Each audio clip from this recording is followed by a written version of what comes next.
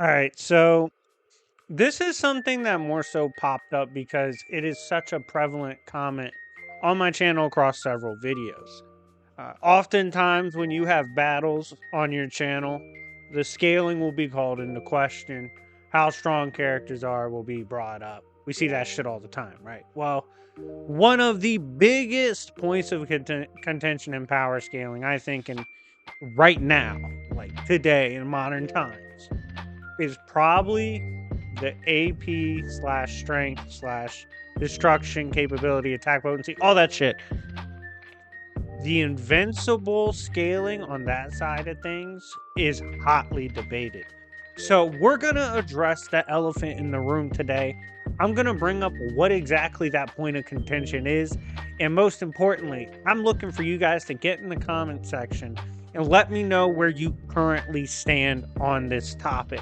Before we get rolling, like, subscribe, all that. We crossed 30K. We're on the road to 40K, baby. Join the Yancey Street Gang. And yeah, check out everything in the video description. We'll keep it real brief. Check out my Discord, games, prizes, D&Ds, giveaways, all that. Back on topic. Now, Invincible as a series, a lot of times in versus battles, Invincible fans are kind of the radical in the comment section. And what I mean by that is sometimes they just heavily disagree with everybody else on where the scaling stands. Now, let me explain a little deeper what that means.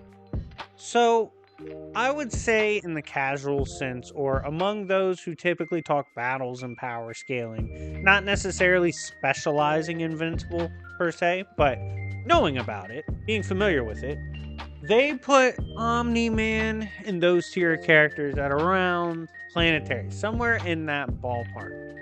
Some, like Death Battle, might present an argument for potentially scaling to Sun Disc or Star level.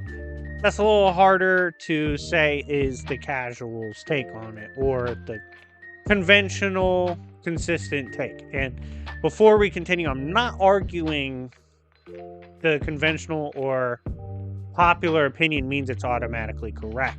That would be a fallacy. What I'm just saying, I'm just establishing the picture. I'm painting the picture here, okay? So that's roughly what people put them at. You know, the Omni-Man tiers had about planetary peak.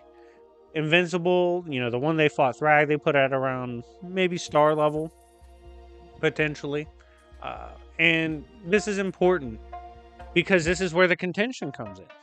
And this contention comes in the form of Supreme. Now, there's another minor contention, which I'm not really going to bring up because a lot of people don't argue about it anyway.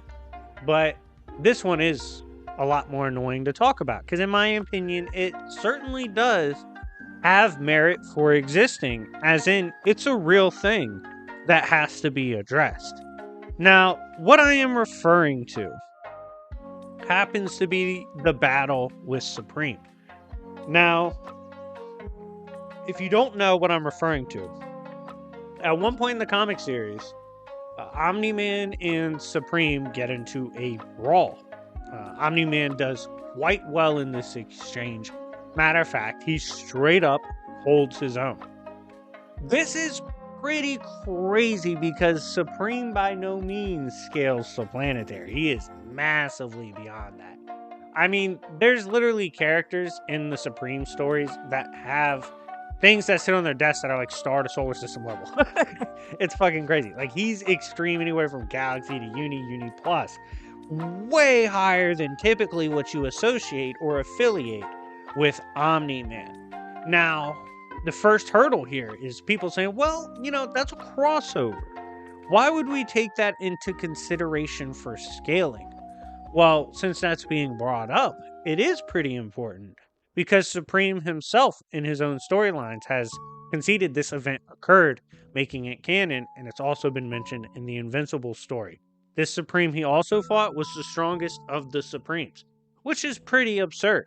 So it is pretty easy to argue this event was canon, acknowledged by both verses, and thus it does have merit to it. It did exist. It did happen.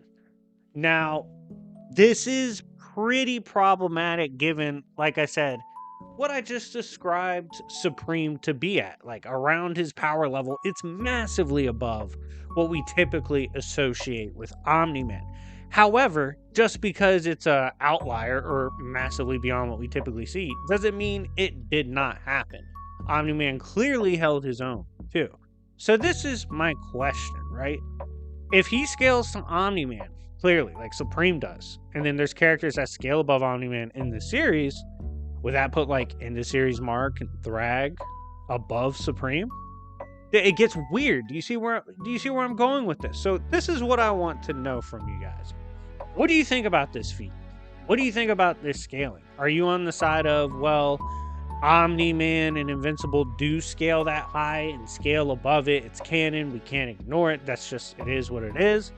Let me know what you think in the comment section down below, which side of the fence you're on. Personally, for me, I understand why Omni-Man held his own with Supreme, just off the simple fact that Kirkman writes his boys to be big dogs no matter who they're hanging out with, okay? So if you have a crossover, he's going to write them probably to be relative. So I'm not surprised at all it occurred, but I do think the scaling is problematic. I'm curious to see what people think about this problem with scaling in the Invincible verse.